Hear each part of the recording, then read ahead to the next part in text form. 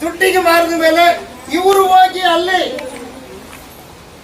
ಆ ಒಂದು ದೇಶದಲ್ಲಿ ಏನ್ ಮಾಡ್ತಾರೆ, ಐಗುಪ್ತ ದೇಶದಲ್ಲಿ ಮಾರಾಟಕ್ಕೆ ಇರ್ತಾರಂತೆ. ಮಾರಾಟಕ್ಕೆ ಇಟ್ಟಾಗ ಗೋಚಿಪುರ ಅಂತ ಒಬ್ಬ ವ್ಯಕ್ತಿ, ಆತ ಏನ್ ಮಾಡ್ತಾನೆ, ಇದನ್ನ ಕೊಂಡ್ಕೊಂಡ ಮೇಲೆ ಬಹಳ ಚಂದ ಅದನ್ನ ಪ್ರಿಯ, ಯೌವನಸ್ಥ ಹುಡುಗ ಪ್ರಿಯ.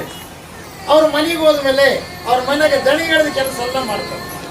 ಆದ್ರೆ ದಣಿ ಇವನ್ನ ಗಮನಿಸ್ತಾ ಇರ್ತಾನೆ, ಉಳಿಕೆದರ ಎಲ್ಲ ಆಳು ಮಕ್ಕಳನ್ನ ಗಮನಿಸ್ತಾನೆ. ಆದ್ರೆ ಇವನಲ್ಲಿ ಬಹಳ ವ್ಯತ್ಯಾಸ ಇದೆ. ಏನ್ ಗೊತ್ತಾ, ಬೆಳಗಾವಿ ಮುಂಜಾನೆ 4 ಗಂಟೆಗೆ ಇನ್ನು ಕತ್ತಲಿರುವಾಗಲೇ ಮೊಣಕಾಲೂರಿ ಸೃಷ್ಟಿ ಮಾಡಿದ ದೇವರಿಗೆ ಧ್ಯಾನ ಮಾಡ್ತಾ ಇರ್ತಾನೆ. ಕೆಲಸ ಮಾಡುವಾಗ ಆರಂಭ ಕೆಲಸ ಮಾಡ್ತಾ ಇದ್ರೆ ಪ್ರಾರ್ಥನೆ ಮಾಡಿ ಕೆಲಸ ಮಾಡ್ತಾನೆ. ಈ ಇಸ್ರಾಯೇಲರ ಒಂದು ಪದ್ಧತಿ ಏನಂದ್ರೆ 3 ಸಲ ಅವರು ಪ್ರಾರ್ಥನೆ ಮಾಡೋರು. ಬೇಸಲ್ಲ, ದೇವರಿಗೆ ಮಹಿಮೆ ಉಂಟಾಗಿ, ದೇವರಿಗೆ ಸ್ತೋತ್ರ ಉಂಟಾಗಿ, ಅದೇ ಪ್ರಕಾರವಾಗಿ ಪ್ರಾರ್ಥನೆ ಮಾಡ್ತಾರೆ. ಊಟ ಮಾಡೋ ಸಮಯದಲ್ಲಿ ಪ್ರಾರ್ಥನೆ ಮಾಡಿ ಊಟ ಮಾಡ್ತಾರೆ.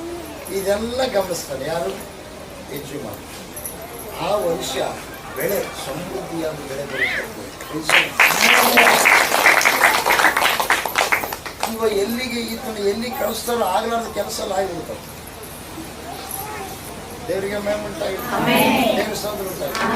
ದೇವರ ಈತನ ನೆನೆಸಿ ಆಶೀರ್ವಾದ ಮಾಡಿದೆಂಬುದಾಗಿ ದಣಿ ತಿಳಿದುಕೊಂಡು ಎಲ್ಲರ ಮೇಲೆ ಇದನ್ನ ಯಜಮಾನನಾಗಿ ಮಾಡ್ತಾರ ಪ್ರಿಯರೇ. ಹಲ್ಲೆಲೂಯ, ದೇವರಿಗೆ ಮಹಿಮೆ ಉಂಟಾಗಿ, ದೇವರಿಗೆ ಸ್ತೋತ್ರ ಉಂಟಾಗಿ. ಅಲ್ಲಾದ್ರೂ ಕೂಡ ಏನಾಗ್ಲಿಲ್ಲ.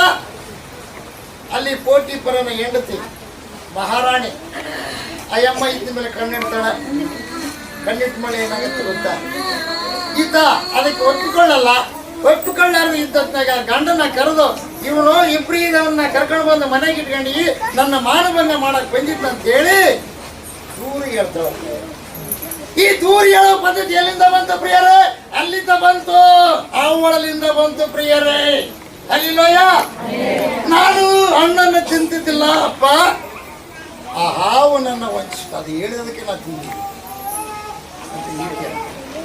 ಆಮೇಲೆ ಆರಾಮ್ ಎಲ್ಲಿದ್ದೀನಿ ನೀನು ಅಂತ ಕೇಳಿದಾಗ, ಅದಕ್ಕಿಂತ ಮುಂಚೆ ಎಲ್ಲಿದ್ದೀ ಅಂತ ನೀನು ಕೇಳಿದಾಗ, ಅಪ್ಪ ನೀನು ಬರುವ ಸಪ್ಪಳ ಕೇಳಿ ನಾವು ಬತ್ತಲಿ ಆಗಿದ್ದೀವಿ ಎಂಬುದಾಗಿ ನಾವು ತಿಳ್ಕೊಂಡು ಪದೆಯ ಮರೆಯಲ್ಲಿದ್ದೀವಿ ಅಂತ ಹೇಳ್ತಾರೆ ಪ್ರಿಯ. ಬೇಸಲ್ಲ, ನಾವು ಬತ್ತಲೆ ಆಗಿದ್ದೀವಿ ಅಂತ ಹೇಳಿ. ನೀವು ಬತ್ತಲೆ ಆಗಿದ್ದು ಯಾರು ಹೇಳಿದ್ರು, ನಾವು ತಿನ್ನಬಾರದು ಅಂತ ಹೇಳಿದ್ರು, ಅಣ್ಣನ ತಿಂದಿರು ಅಂತಂದ್ರೆ, ಅಪ್ಪ ನೀನು ನನಗಿರೋಕ್ಕೆ ಕೊಟ್ಟಿಯಲ್ಲ, ನನ್ನ ಜೊತೆಗಿರೋಕ್ಕೆ ಕೊಟ್ಟಿಯಲ್ಲ, ಸಾಕಾರನ ಕೊಟ್ಟಿಯಲ್ಲ, ನನಗೆ ಮದುವೆ ಮಾಡಿ ಕೊಟ್ಟಿಯಲ್ಲ, ಮಾಡಿದ್ದು ನಾನು ಅಕ್ಕಿ ತಂದು ಕೊಡ್ಲಿಕ್ಕೆ ಬಿಡ್ತಿದ್ದಿಲ್ವಾ, ತಿಂತಿದ್ದಿಲ್ವಾ?